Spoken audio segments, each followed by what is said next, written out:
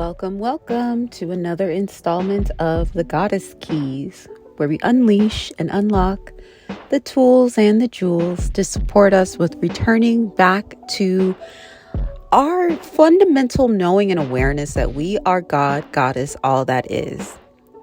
And that as we ascend and as we transcend so much of the programming of the false matrix, we stop looking for any being or entity outside of ourselves to bring us wish fulfillment and to support us with our ascension path. And instead, we choose to look in the mirror for God, Goddess, all that is. And that is you. And I am Heather Amunet Archer. And today we're going to talk about anger and the role of anger in our ascension journey. A lot of times, light workers, as a lot of us are called, or starseeds, or what have you, we are taught to be above it all, right? We're kind of like programmed to think that if we do get angry, that there's something wrong with us. Or at least this is a lot of the inner child wounding that we may have been programmed with. And a lot of times this is because we've been programmed to not be in our power, because we are very powerful beings. And at the end of the day, we are meant to command our reality. And so a lot of non-physical beings have set up weird programming within this false matrix to make it so that the ones who are the most powerful a lot of times feel like they're not in their power, and they kind of just have to turn the other cheek in a lot of ways, right? But there is a place for anger on our ascension path, and I want to talk about it. So let's first of all talk about this root chakra. Whenever we think about the root chakra and starseeds, time and time again, there's this message around how starseeds are not grounded, how starseeds are not rooted, how a lot of times we have issues with finances and we have issues with being in the world, okay?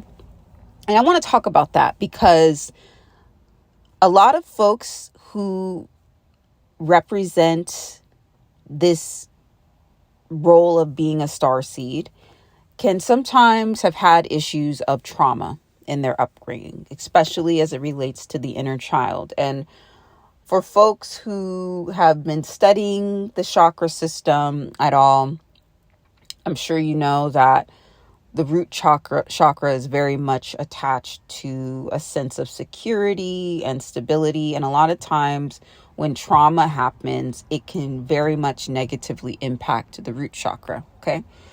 So this is something that we've been taught, and we've been taught that we basically kind of need to wear red and we need to focus in on healing trauma in order to stabilize our root chakra. That's true. Well, first of all, a lot of us are starting to move past the chakra system. As we ascend, our whole bodies and our fields are changing. So the chakra system that we've been indoctrinated with is also shifting as well. A lot of times the chakra system has been utilized as a tool and as a mode to keep us imprisoned and giving our power away. The chakra system has been used as an energy harvesting technique to keep the false matrix powered up. So a big part of our ascension journey is getting out of the mind control matrix of the chakra system and moving past it. That's not to say that chakras aren't important, but it is to say that they have been abused in our existence on planet Earth. And so one part of reclaiming our power and the power of our chakras is to deprogram our minds from the chakra system as it has been traditionally taught to us, because so many things have been taught from an inverted standpoint. So we kind of have to go back to 0 point as it relates to the chakra system. And one really great way to do that is through working with the color rays. So first of all, if you want to learn more about chakras and what I mean when I say like them being used as tools for energy harvesting, I do have a chakra playlist that you can check out. To get some more information about that, I go into a lot of depth. I haven't done all of them. There's so many of them, but I've done enough for you to get the theme of what I'm talking about. So that's the first thing. So shifting out of the chakra system and into the color rays can support, because color rays can be a little bit more expansive. I'll give you an example of what I mean. So the root chakra is typically located at your tailbone. It's like supposed to be this red circle that's located right at your tailbone. It's only that part of your body that you're going to find the root chakra. Okay, so it's very segmented. But if you work with the red ray, you can infuse the red ray, which is basically, red can represent anger, but it can also represent strength, and it can represent life force. And the false matrix has done a lot to keep us out of our strength and power and to siphon our life force.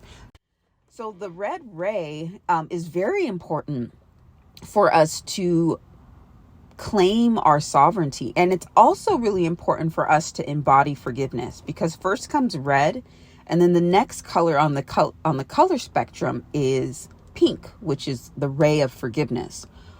And if you've been following some of the content on my channel, I've been talking a lot about karma healing. And the way that we heal and release and transcend karma is through forgiveness. But if we don't have command over the red ray, the color ray that comes right before the pink ray of forgiveness, then it's a lot more difficult to forgive. It's like how they say that anger is therapeutic. You know how they have those like rage rooms where you can like go and pay to like smash stuff or whatever. And, you know, there's research that shows that anger is very therapeutic. Like first, before you heal, you have to get mad. You have to feel your emotions. Well, a lot of us have been taught the opposite, that we're just kind of supposed to be passive and submissive and just take mistreatment. And that if we do get angry, that there's something wrong with us, right? So a lot of us on our awakening journey started to push back, right? Started to push back on being the punching bag of the false matrix and the scapegoat of the family or the social system and all that kind of stuff. And I'm sure that many of you may have had the experience of becoming the angry one, right?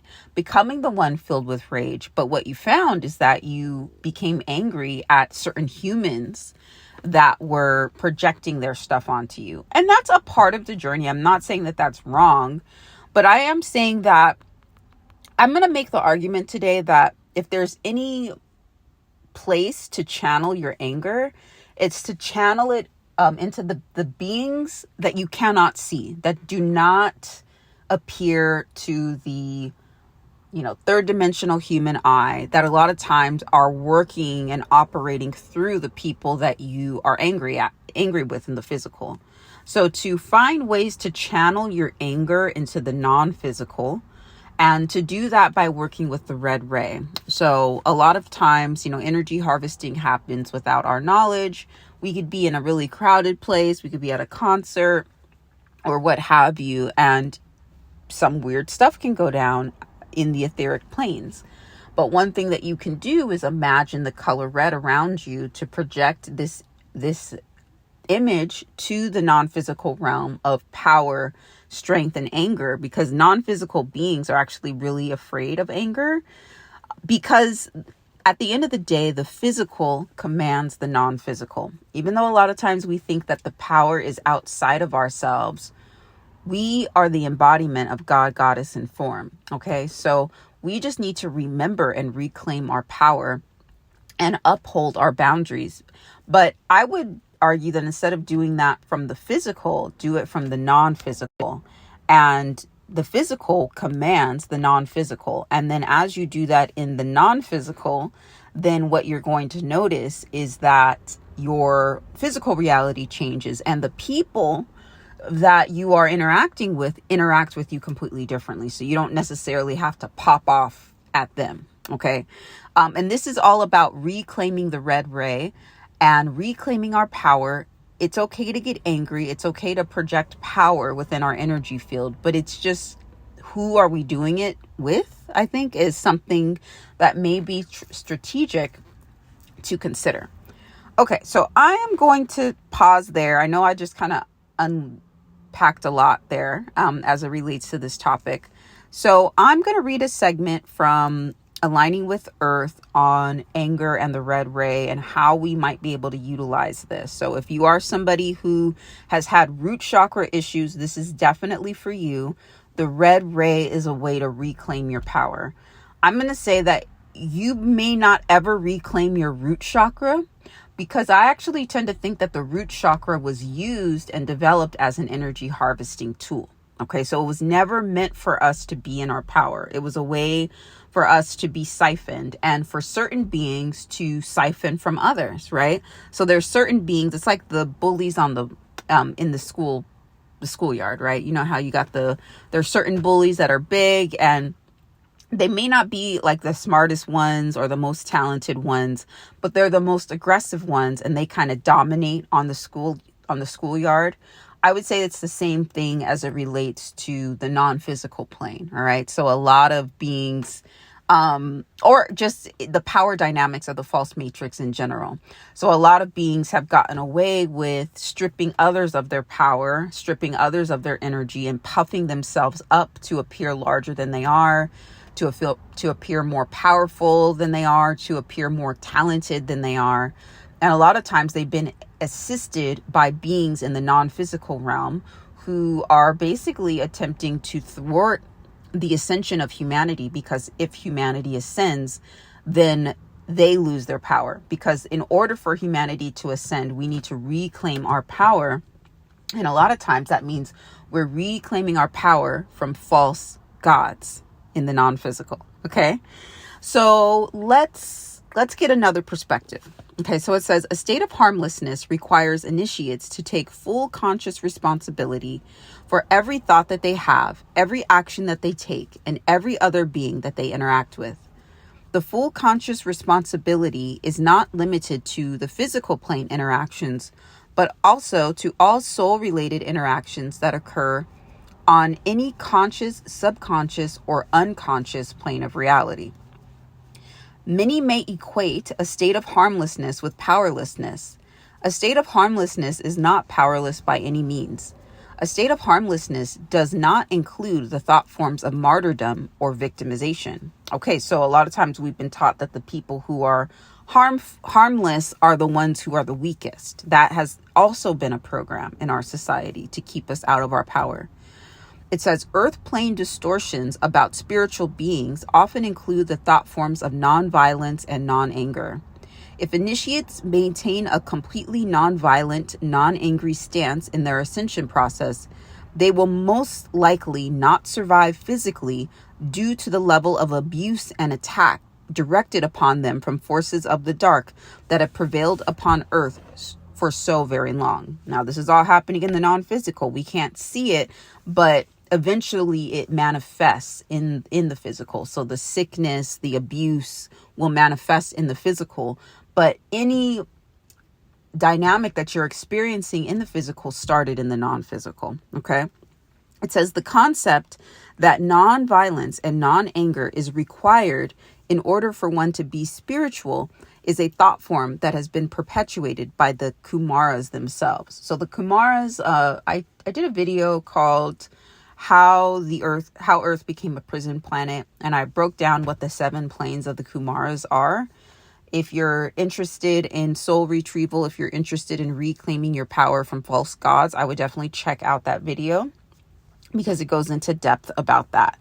But the Kumaras are these false gods that a lot of times are parading around as ascended masters, parading around as saints, as beings that we should be worshiping. But really what we're doing is we're just consenting to having our energy harvested by them. And also it keeps us in a lot of states of false debt, karmic transference, giving away our ascension information, all of that stuff we need right now in order to evolve in consciousness. But they're like a lot of times stripping humanity of the records and information that we need to ascend. And they're doing so under the veil of illusion that they're helping us, but they're really trying to destroy us. Okay. So if you want to learn more about that, check out the video I did on how Earth became a prison planet. It says, we distinguish between violence that is a result of quote unquote cursing another and violence that is the result of defending oneself in the ascension process. Violence that is the result of cursing another is considered a harmful act because it aims destructive energies at another out of a desire to, quote unquote, take something that has not been earned, generally information and power, and in the process mutilates the energy field of another. Violence that is a result of defending oneself in the ascension process is considered a non-harmful act because the initiate simply reverses the harmful intent and energy of another back upon the perpetrator. Sometimes this form of reversing includes psychic warfare, in which an initiate, in absolute rage of being attacked, picks up their sword and strikes back at the soul trying to destroy them. Real power includes anger and violence that will be aimed in retaliation at those who would wish to destroy the spiritual initiate. Y'all know about that spiritual warfare. If y'all are tuned into my channel, y'all already know what the deal is, okay?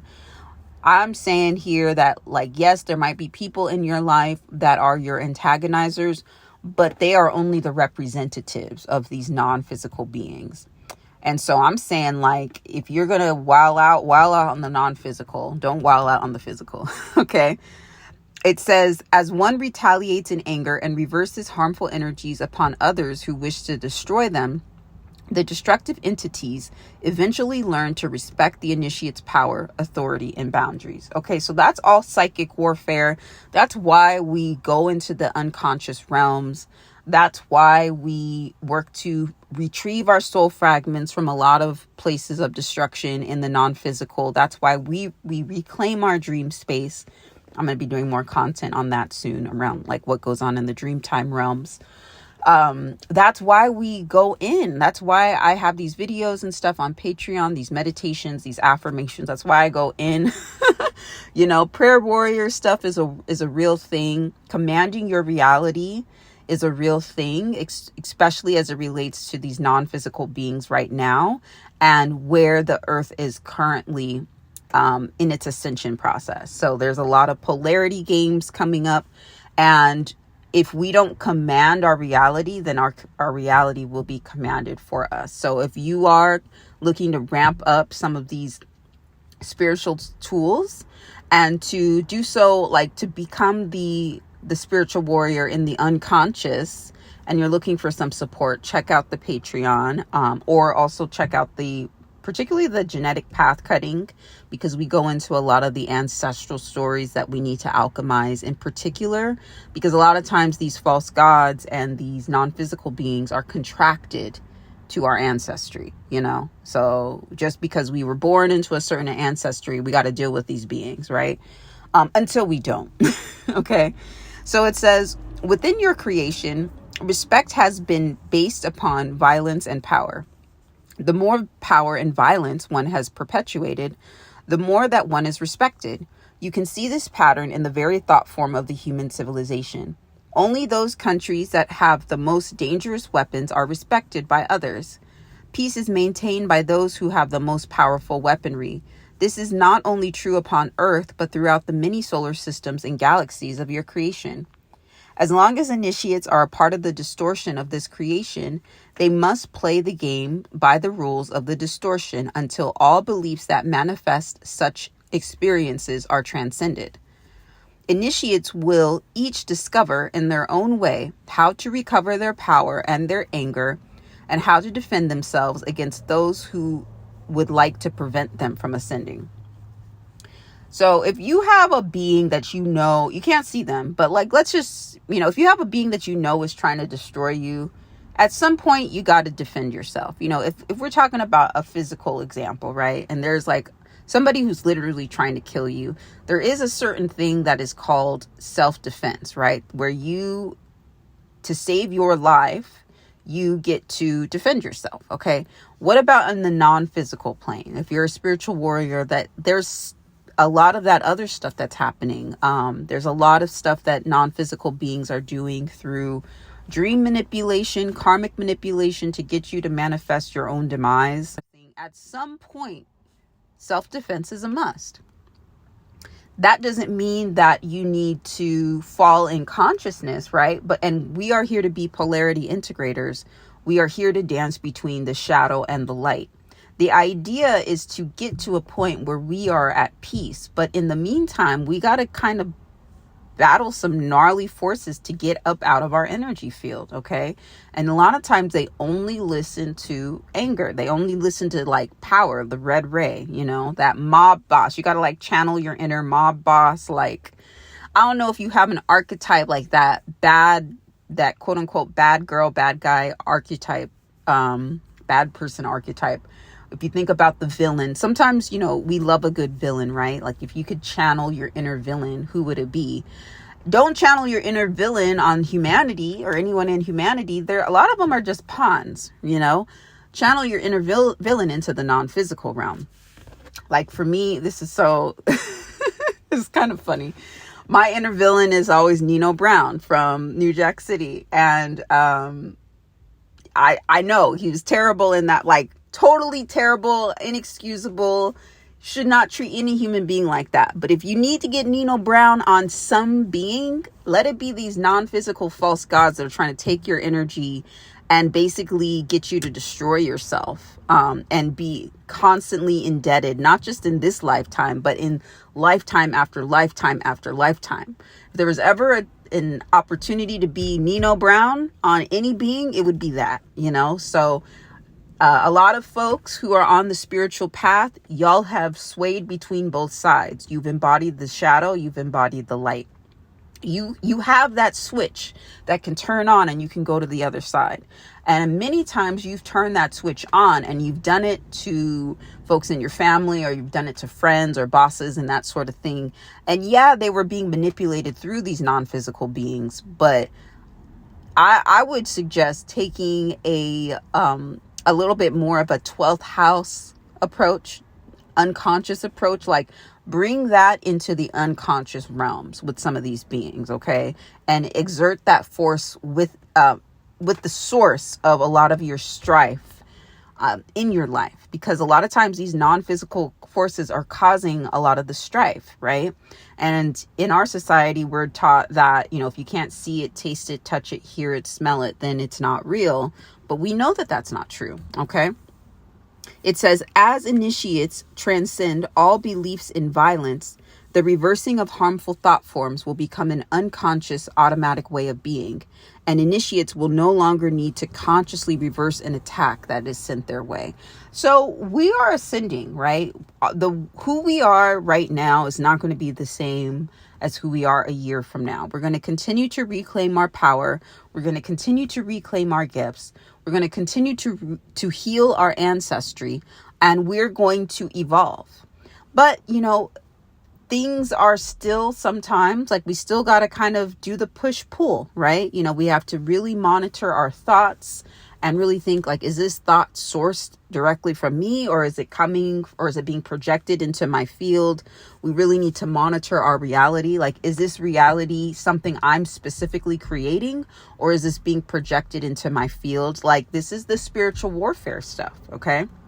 But I would say, you know, I used to come from a belief that you needed to do the whole spiritual warfare thing in the external, but now it's all internal, you know? Addressing these false gods working through beings is, I think, a more fruitful way to see some changes manifested in your life and experiences. So the red ray, let's just talk about it a little bit more. The red ray is the ray of power. I actually am going to post, probably after I finish and edit this video, I'm going to post a soundscape that I did on Patreon for the red ray, which is to support with working with shattering these false gods in the non-physical realm. Because a lot of times what will happen is they'll hang out in your field. They will make these suggestions to you and try to steer you in decisions that are out of alignment with your ascension. Okay. And they're everywhere. Like, entities are everywhere. A lot of times they're just soul fragments from all of the many falls in human consciousness. They are shadow aspects of soul. Sometimes they were good people, or they were, sometimes they were ascended masters, but they are only a fragment of that being. And, it's a soul fragment and a huge distortion. And so they live in a world of distortion, and they want to spread distortion onto humanity. Okay. And so then they end up in your field. And sometimes they're kind of contracted to be in your field because of your ancestry and that kind of stuff. Right. So you have a couple options. You could just try to be passive, right? And just try to go straight to the pink ray of forgiveness. I have tried to do this too.